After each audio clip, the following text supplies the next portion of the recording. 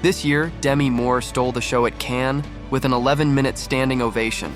At 62, she's owning her legendary Renaissance era. It's feeling damn good.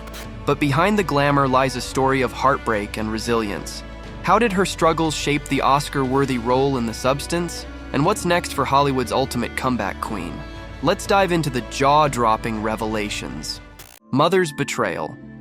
In her explosive memoir Inside Out, the actress pulls back the curtain on the darkest chapters of her life, starting from childhood. Her mother was unstable and attempted to take her own life several times. Little Demi had to rescue her parent herself. There was many times. You said your childhood Was done.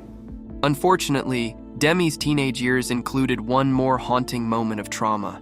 At just 15 years old, she was taken advantage of in her own home, a place meant to be safe. But there's something that makes this story even more horrifying. The man who hurt her allegedly paid her mother $500 for access to Demi. This devastating incident became a turning point in the actress's life. From that moment, she felt abandoned and unsafe in the world. The price of fame. From a young age, Demi turned to unhealthy methods to numb the pain. With parents battling addiction, it seemed almost inevitable that Moore would face the same struggles. Fame only amplified her troubles. The problem was, when I did have a drink, I couldn't stop. There was no little voice in my head saying, "That's enough, Demi." There were no breaks.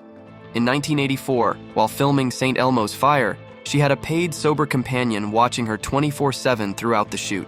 At the request of the movie's director, Joel Schumacher, Moore finally went to rehab and got sober, losing herself in a relationship. In the early 2000s, Demi met a much younger Ashton Kutcher. Sparks flew instantly. Moore described their connection as electric, a whirlwind romance that made her feel alive again. I think that I had been responsible for so much of my life. And all of a sudden this window opened up where I was safe, I had money, he loved my children. It wasn't something he feared. For a moment, it seemed like the actress had found her fairy tale ending. Together, they were Hollywood's hottest couple, defying age and expectations. But as we know, fairy tales often take dark turns. Ashton may have reignited a spark in Demi, but their romance also opened the door to new complications. Moore revealed that she indulged Kutcher's whims about bringing a third person into their relationship. She didn't say no, wanting to keep Ashton happy, a decision she later regretted.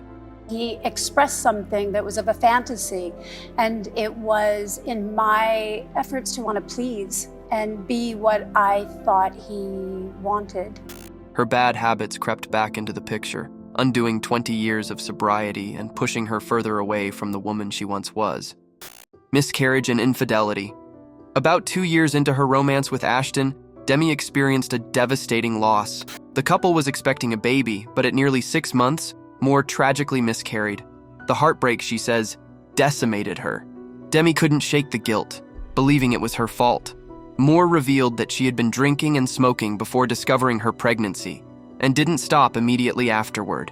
The guilt overwhelmed her, and she tried to drink her pain away, sinking further into self-blame and grief. I can't even really bring fully to words how lost, empty, desperate, confused. I really lost sight of everything that was right in front of me, which is the family I had.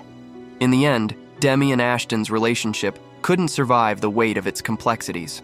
Moore found out about Ashton's infidelity through the news, via Google notifications. This betrayal shattered their already fragile bond.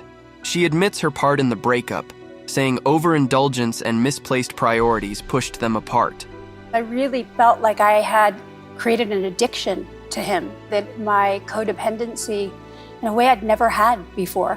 Their love story came to a painful end in 2011, leaving Demi to pick up the pieces and rediscover herself. Fight for equality. In the late 90s, Demi was at the height of her career. She became the highest paid actress in Hollywood at the time. Moore earned a record-breaking $12.5 million for her role in Striptease. Demi used her position to fight for equal pay in Hollywood. However, she was quickly labeled as Gimme More and subsequently punished for her alleged greed. Why shouldn't I? Why shouldn't all women be paid equal to the quality of the work they're doing? Her peers, like Gwyneth Paltrow, later acknowledged her impact. She became a movie star in this time, where women didn't naturally fit into the system. She was really the first person who fought for pay equality and got it, and really suffered a backlash from it. We all certainly benefited from her. By the time Demi reached her mid-40s, the actress faced the harsh reality of ageism. Roles dried up, and she confessed. They didn't know what to do with me. I'm not 20, I'm not 30, and most roles for women my age are just someone's wife or mom. But she was ready to fight again, as she had multiple times before. For herself and for others.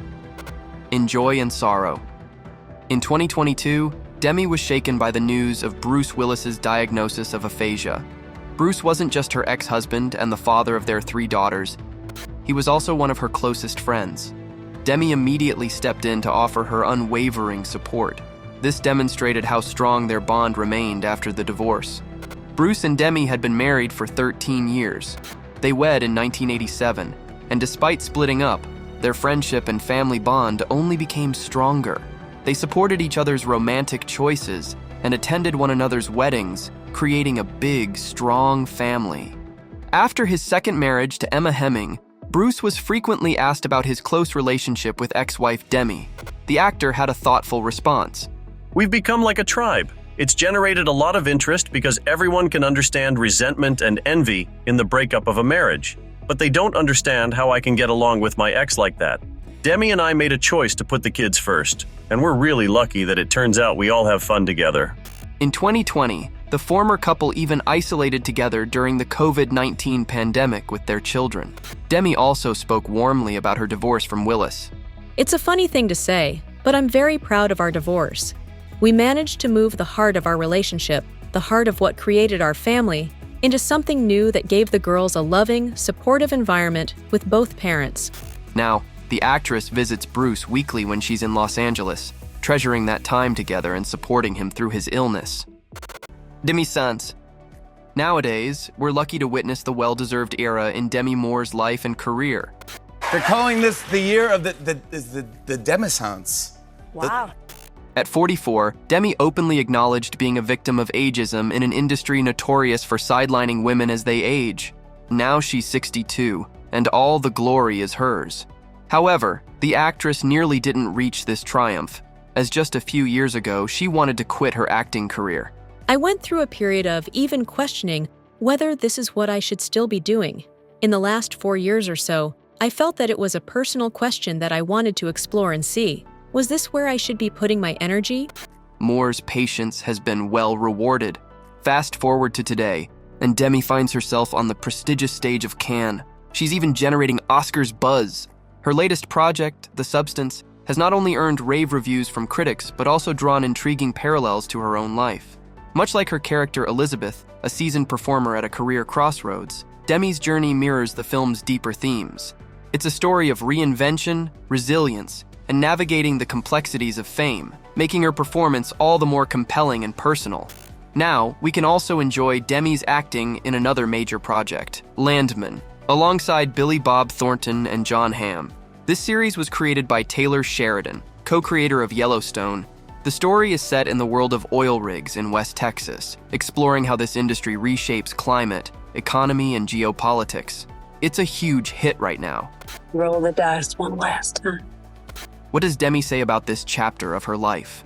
I remind myself to stay present, to be really enjoying it, because not everything is always up. It is always constantly changing, but to not make too much of anything, but also to not make it too little.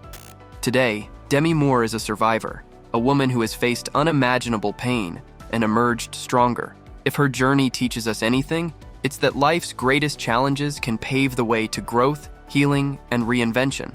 What do you think about Demi's complicated life path? Let us know in the comments below if you like the Landman series with Demi.